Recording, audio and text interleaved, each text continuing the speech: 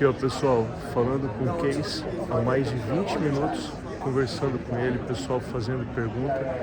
Essa é a importância de você participar de um evento desse. Eu acredito que daqui a uns anos eu não vou ter acesso a pessoas como o Case. Vai ser praticamente impossível, entendeu? Um rapaz super simpático, respondeu todas as minhas perguntas, né? Tá saindo com o Luna aí no dia do Hall, dia 20 de abril. E todo mundo aqui da equipe, muito legal. Como eu falei para vocês, esse ano aqui, tá? Esse ano não tem muita gente aqui. Realmente a economia, eu falo para vocês, que a economia dos Estados Unidos está ruim, que o pessoal não tem grana. Esse é um evento que vem pessoas do mundo inteiro. Olha isso daqui como está vazio. Comparado com o ano passado, você não podia caminhar. E eu tô aqui, ó, o Case aí, o Roth tá ali atrás, a Erin tá lá também, entendeu?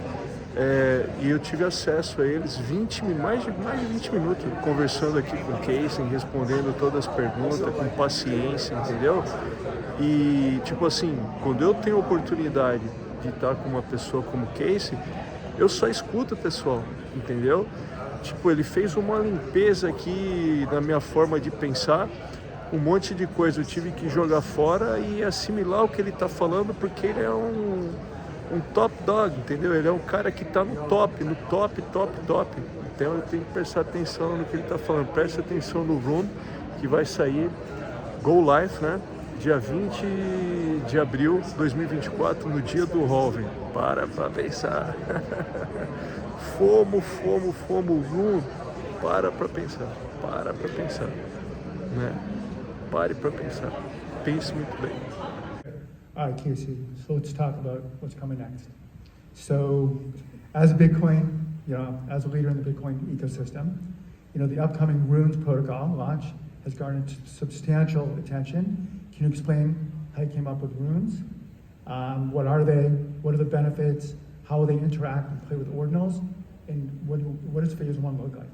Because it's coming up. It's coming, yeah. Pretty soon after we launched inscriptions, maybe like 2 months after, we started noticing on the homepage of ordinals.com. Ordinals.com is the Ordinals and Inscriptions Explorer. It's open source software, so what you see on ordinals.com, you can run on your own computer if you just download and run Ord. So we started seeing on the front page of ordinals.com a ton of JSON inscriptions, these funny text inscriptions that are not really there. They don't look like much. And we saw a lot of them, like millions upon millions of them. And it turned out that somebody had written a fungible token protocol standard called BRC20, which is kind of similar to Ethereum's ERC20 fungible token standard on top of inscriptions. So these JSON inscriptions were actually BRC20 protocol messages describing how these fungible tokens, these BRC20 tokens, are created, transferred, and minted. And there were a lot of them. I think at this point there's been like 70 million inscriptions, and maybe 90% of them are these JSON inscriptions. So I had sort of never been interested in fungible tokens because they're 99.999% like scams and Ponzi's. But BRC20 kind of offended my aesthetic sensibilities. It was just like so bad, it was so ugly, the protocol was like so fragile. So I was like, all right, I guess I have to do something about this. So I created a competing protocol, a fungible token protocol called Runes, which is not based on or related to ordinals or inscriptions. It's a very simple fungible token protocol. Think ERC20, but for Bitcoin. So I started working on that like 5 months ago? September. We finished the last version of Ord, the version of Ord that has the final version of the Runes protocol, maybe 4 or 5 days ago. And it's going to go live on the halving on Bitcoin block 840,000, which is like April 20th. And it is, I think it's going to be absolute like bedlam and chaos. There's a lot of appetite for fungible tokens, and there's a lot of appetite for a good fungible token protocol standard on Bitcoin. So I think there's already a lot of like degenerate, people are pre-degenning on runes. Like runes don't exist yet, but they're like, oh, I'm gonna make a rune and I'm gonna airdrop it to you, you know, like once runes goes live. Like the level of pre-degenning is really impressive.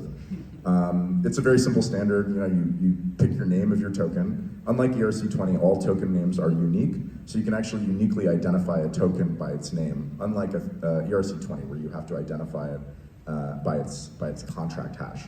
So token names are unique. Tokens can have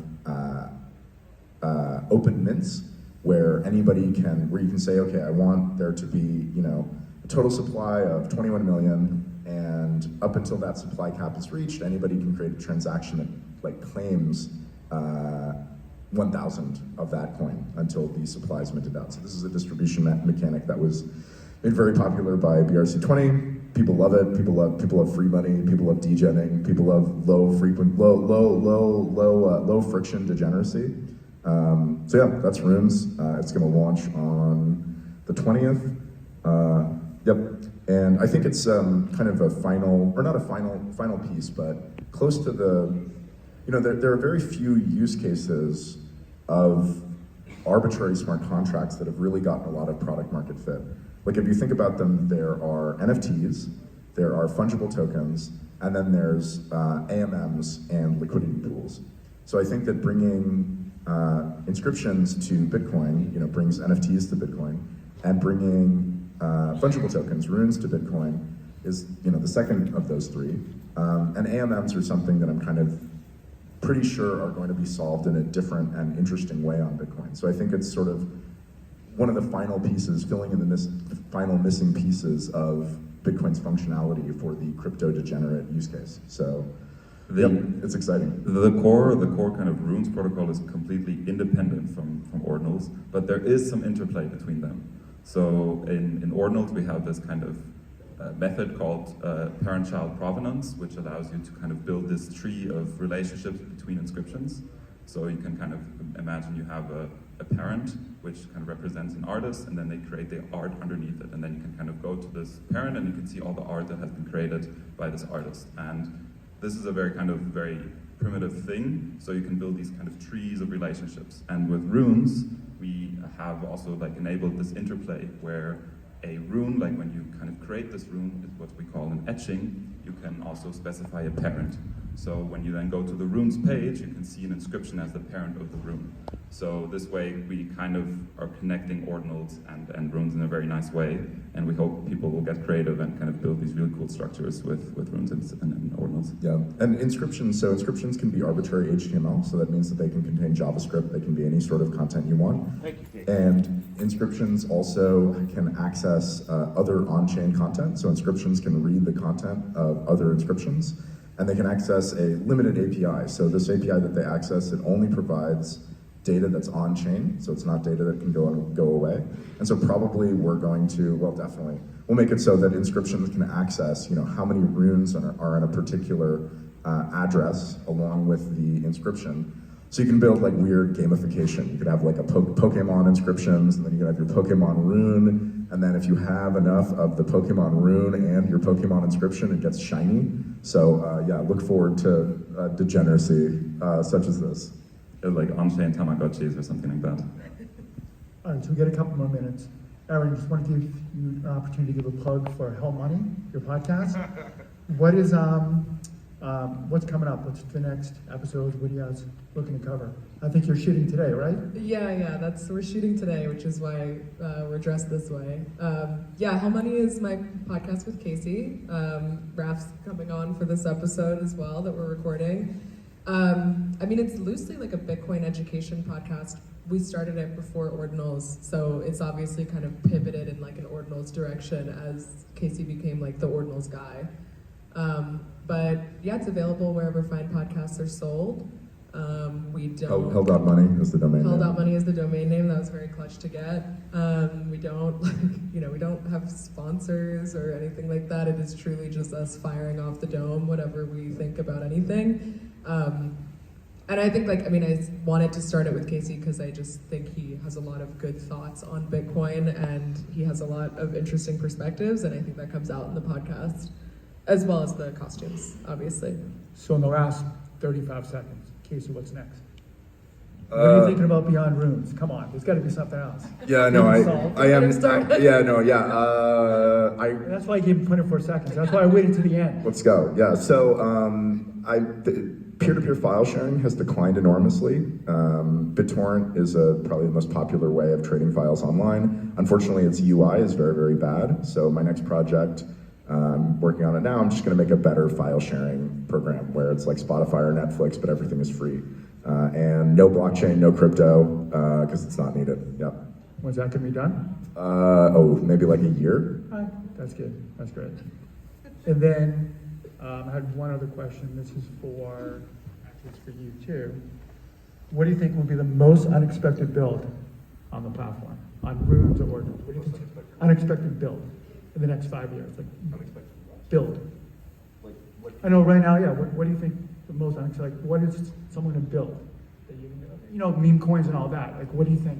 Oh yeah, I mean, I think like AMMs, like some sort of like online pool of market makers that you can sort of function like a Bitcoin AMM. Should be very fast, should be very high liquidity, low fees. I think it is possible to build. That is what I'm most interested in people doing.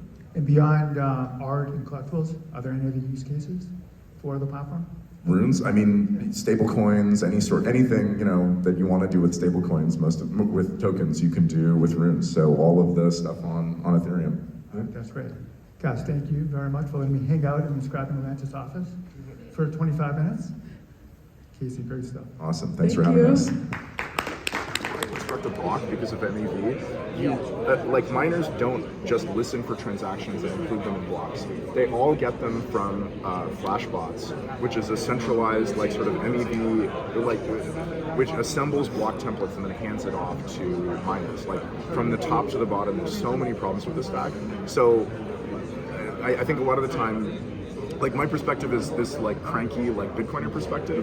I think 99% of the things in this space don't work and are just fucking terrible, including probably Bitcoin L2s. I hope one of them will succeed, but it's too early to know if any of them will actually end up doing anything.